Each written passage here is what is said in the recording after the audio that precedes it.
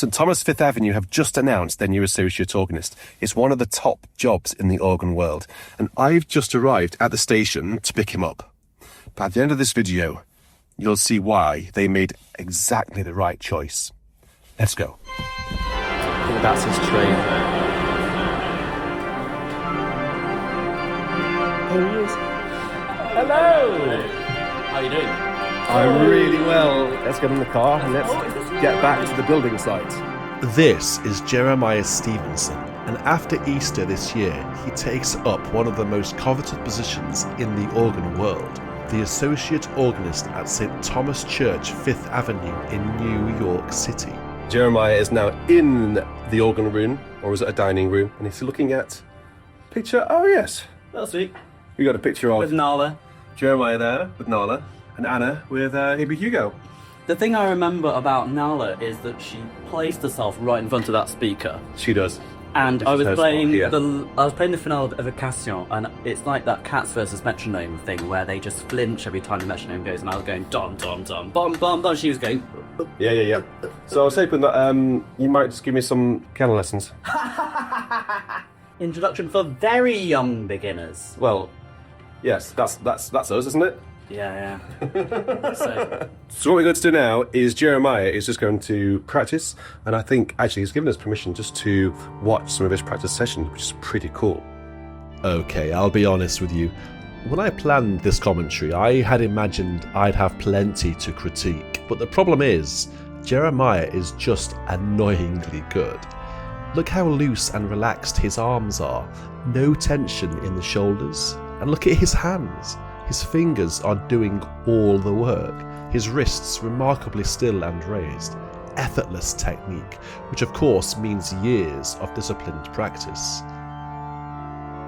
There he is, just working out his fingering to keep the melody as legato as possible. Because at this level, clearly, every detail matters. He's doing all of this from memory.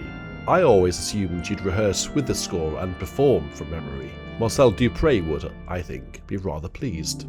There's a saying that the mark of a great musician is making the most difficult music look impossibly easy. Jeremiah is doing exactly that right now, which is frankly quite inconsiderate of him. It's making my commentary rather difficult. You can see him checking his memory, repeating that interval several times. He's also playing around with the rhythm and tempo quite deliberately, stretching it, compressing it, not because he's unsure, but because he's making absolutely certain that every note is in exactly the right place before it goes anywhere near an audience. Variation 5 is marked vivace, and Dupré really means it. The right hand has ferociously fast figuration, demanding an almost paradoxical combination of discipline and total relaxation. Tense up, and it all falls apart. But watch, he's breaking up the rhythm, pulling the passage apart, checking every note is in the right order before reassembling it at full speed. And throughout all of it, never losing that relaxed posture, shoulders down, arms loose. Having taken that passage apart several times, he puts it back together perfectly. That, right there, is what good practice looks like. Variation 7. Jeremiah is pulling the tempo around here, speeding up and slowing down, pushing it faster than he'd ever perform it. What he's doing is actually fascinating, almost forgetting about tempo entirely, using rhythmic freedom to make sure every note and fingering is correct first. Only then do you lock onto a tempo and practice it as it will actually be performed. Two distinct categories of practice, and you have to earn the second one. Here we go, variation 9. This is the infamous one. Chromatic thirds in the right hand with fiendishly difficult descending passages. Watch him there, dotting the rhythm. One of my favourite practice techniques, and if you've watched my other commentary videos, you'll know that I use this method a lot. It forces each note to be secure before the next one arrives. It's simple and remarkably effective. Those 4 bars he keeps returning to are the hardest in the variation. and Dupré, with considerable cruel wit, I think, placed them at the very end of the variation. Very mean of Monsieur Dupré, but if anyone can carry this off, it's definitely Jeremiah Stephenson, and someone who will do, I think, truly remarkable things at St Thomas 5th Avenue. They are very lucky to have him. Okay, the finale, variation 10, a fugue followed by a toccata, marked non troppo vivace, lively, but not excessively so. It's Marcel Dupré saying, fast, but come on guys, let's be sensible about this. It's articulated entirely staccato, crisp, detached, brilliantly articulate at speed. Now, Jeremiah forgot his organ shoes today, and he was very keen for me to mention that. He doesn't normally play with organ shoes, but like me, he manages perfectly well without as well. What I find fascinating is that even now, immediately before the performance, he's not simply running through the piece. He's pulling the tempos around, repeating sections, dotting notes. This is live, active, intelligent practice to the very last moment. But before we get to the performance, I sat down with Jeremiah for a quick chat. And do stay tuned, because alongside the Dupré, Jeremiah has also recorded an improvisation of the kind you'd expect to hear at St Thomas 5th Avenue. Trust me guys, you will not want to miss that. So cool to hear you practicing that, Dupré. They're going to absolutely love hearing you play that in a minute. We should just maybe talk about what's happened since last time you were here. I don't think this time last year I'd be attempting to play a piece this difficult off copy. No, because this time last year you were grade 3. 4. No, exactly. Yeah. I'd only just begun, and you had to help me find middle C. Yeah. And to think that, in just a few months' time, I'll be in a different country doing what I love, playing, working with a fantastic choir, working with fantastic people. So you're going to, obviously, New York. Yeah.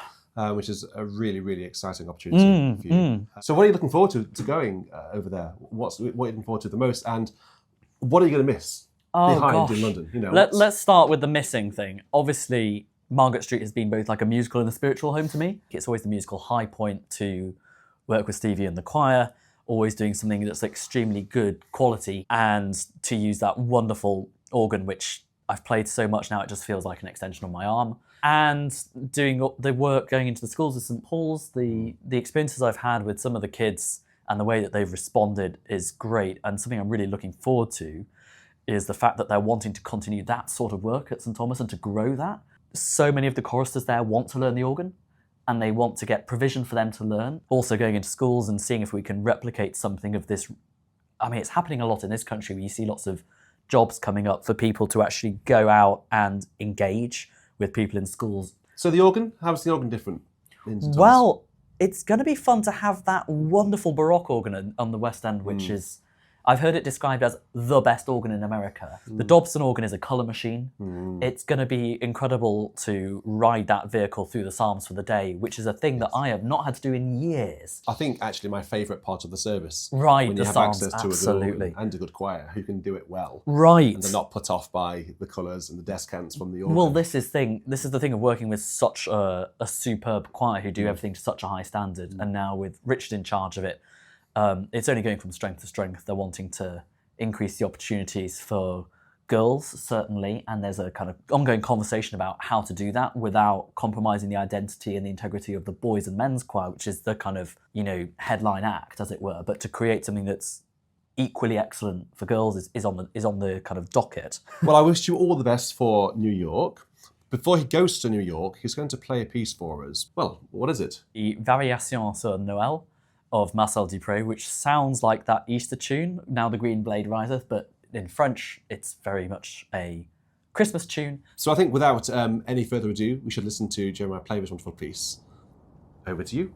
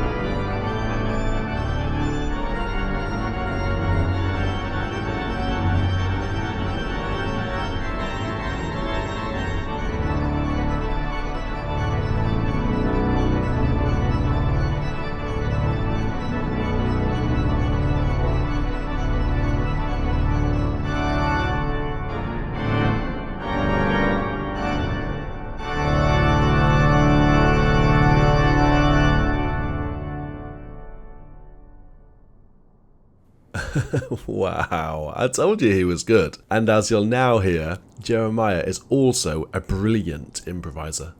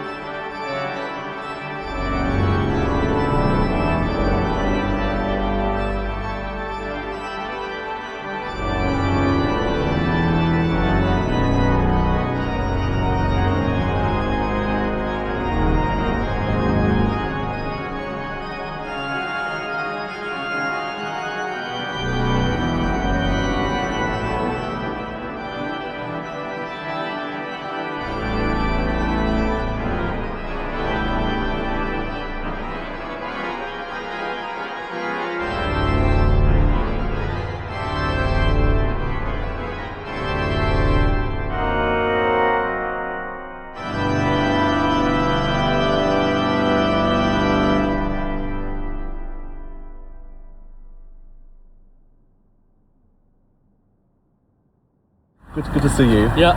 Really good to see you. Amazing. So glad we could do this. And we'll see you again soon. Very What a best great wishes time. for New York. When I come back, there'll be a concert hall They certainly will. And you'll be coming back to play in the concert hall. in the concert hall. Amazing. But best wishes, and yeah, good luck with it all. Well, cheers. All Thank right. you so much for this opportunity. Bye-bye. Bye. See you later.